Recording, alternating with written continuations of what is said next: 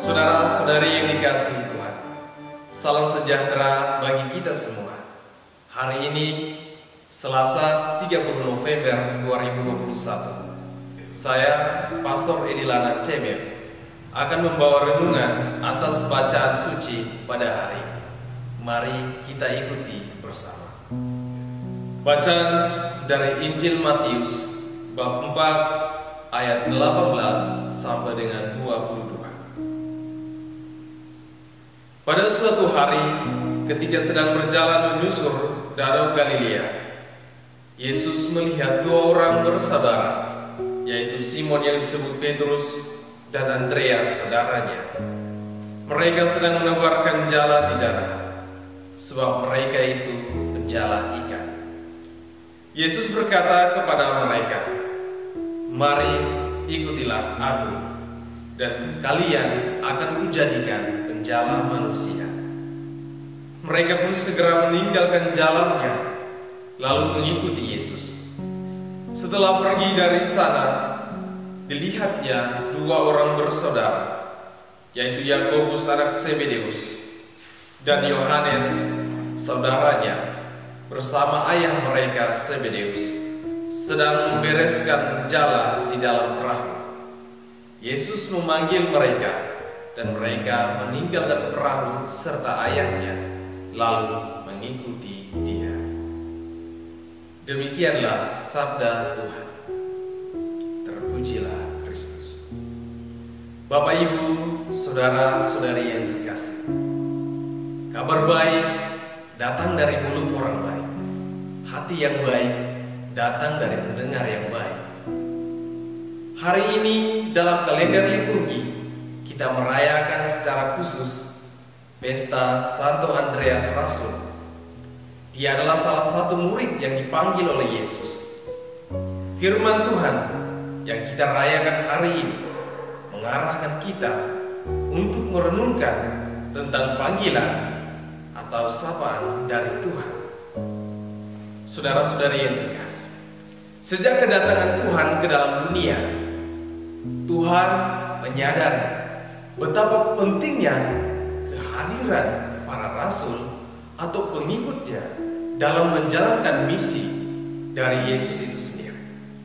Kabar baik bukan saja tentang Yesus dan orang-orang pada zaman itu, tapi juga kehidupan manusia hingga saat ini. Yesus menyadari bahwa Dia tidak akan selalu ada bersama-sama dengan para muridnya untuk jangka waktu yang tak terbatas sebagai seorang manusia. Kehadiran Yesus historis sebagai seorang manusia hanya singkat, kurang lebih 33 tahun Dia ada bersama dengan para muridnya. Oleh karena itu, Dia membutuhkan para muridnya untuk melanjutkan menyampaikan kabar baik dari Tuhan kepada banyak orang. Petrus, Yakobus, Yohanes, Andreas yang kita rayakan pada hari ini, dan juga para murid lainnya dipanggil untuk melanjutkan misi Yesus ini.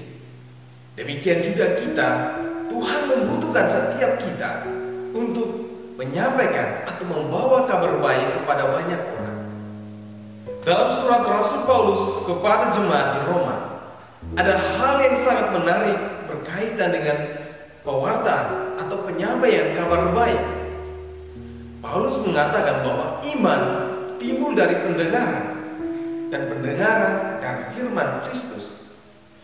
Pernyataan dari Paulus ini adalah sebuah pandangan yang sangat penting dan harus dimiliki oleh semua orang beriman Kristiani. Latar belakang tulisan Paulus ini bisa dimengerti karena jemaat di Roma pada saat itu tidak lagi melihat sosok atau pribadi Yesus historis. Oleh karena itu, iman akan Kristus itu bukan lagi iman berdasarkan penglihatan Yesus secara langsung, tetapi iman akan Kristus ialah iman berdasarkan pendengaran. Jemaat di Roma maupun kita saat ini tidak lagi melihat Yesus historis, tetapi kita mendengar Yesus baik dari tulisan-tulisan di dalam kitab suci maupun juga dari tutur kata orang-orang yang menyampaikan kabar baik itu. Saudara-saudari terkasih, Paulus mengatakan bahwa perlu adanya penyampai firman yang baik agar dapat didengar oleh banyak orang, terutama firman tentang Kristus. Paulus berkata, bagaimana mereka dapat berseru kepada Dia jika mereka tidak percaya kepada Dia?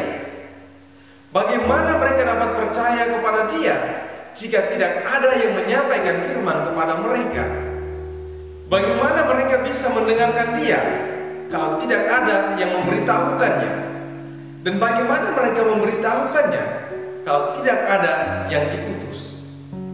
Saudara-saudari terkasih, perkataan Paulus ini mengindikasikan bahwa sangat diperlukan orang-orang baik yang diutus untuk menyampaikan kabar baik kepada banyak orang, sehingga bisa menumbuhkan iman akan Kristus di dalam hati banyak orang.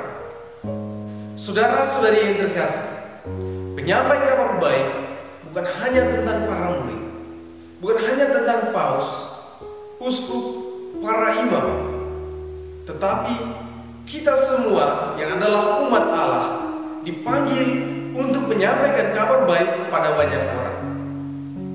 Kita bersyukur bahwa ada orang-orang tertentu yang dapat menyampaikan kabar baik atau firman Tuhan itu kepada banyak orang, menyampaikan tentang hidupnya, imannya tentang Kristus kepada banyak orang, dan banyak yang percaya kepada Tuhan.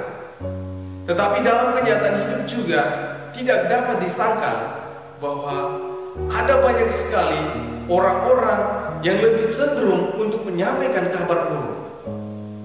Saudara-saudari terkasih, terkadang yang sering kita dengarkan adalah orang-orang yang selalu menceritakan tentang keburukan orang lain, orang-orang yang menyampaikan fitnah, umpatan, gosip, dan banyak hal-hal lain yang tidak membangun iman.